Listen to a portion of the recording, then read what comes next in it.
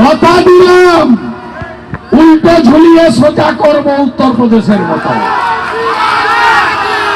কি সাহস! ভারতীয় পতাকার উপরে পা দিয়ে কলেজে ঢুকছে, বেরোচ্ছে ভারতীয় পতাকা।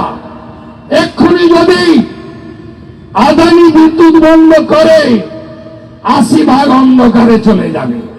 ঝাড়খণ্ডে বিদ্যুৎ উৎপাদন, ফরাক্কার উপর দিয়ে বিদ্যুৎ যায়। বিদ্যুৎ নেই ওই রাজ্যে। সবে তো আলু ১২০, পেঁয়াজ ১৫০, মরিচ ৪০০, সবে। বাকিটাও দেখতে পাবেন।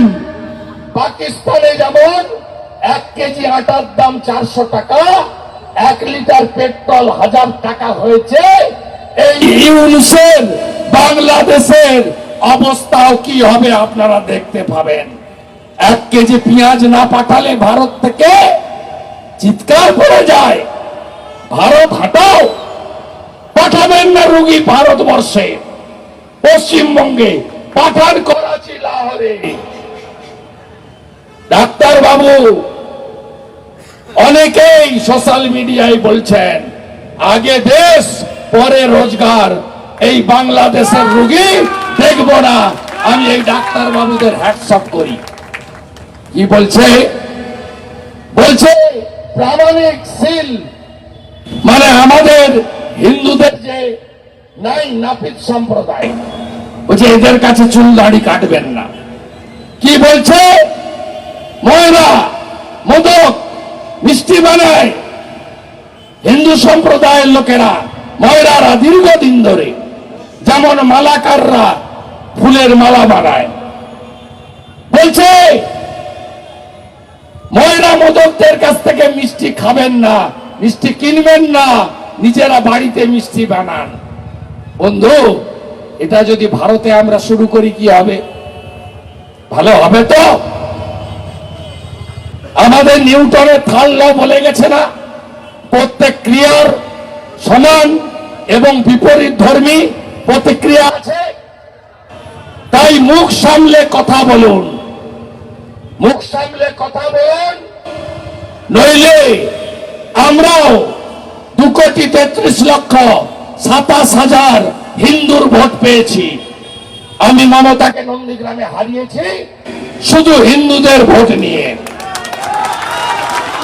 অভিজিৎ গাঙ্গুলিকে পার্লামেন্টে পাঠিয়েছি হিন্দুরা। আমরাও জোট বাঁধছি, জোট বাঁধন, তৈরি হন।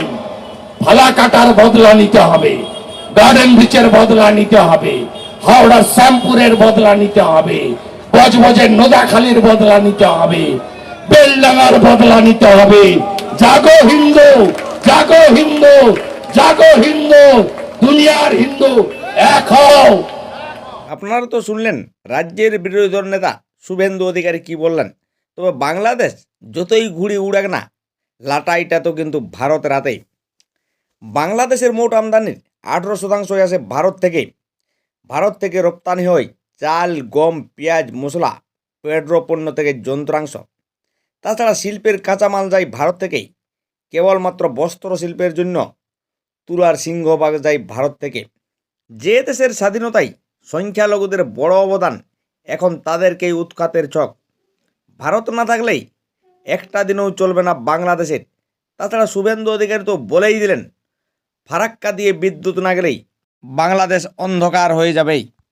বঙ্গবন্ধুর নেতৃত্ব, ইন্দিরা গান্ধীর সমর্থন, ভারতীয় সেনার বলিদান, এসবের বিনিময়েই কিন্তু স্বাধীনতা পায় বাংলাদেশ।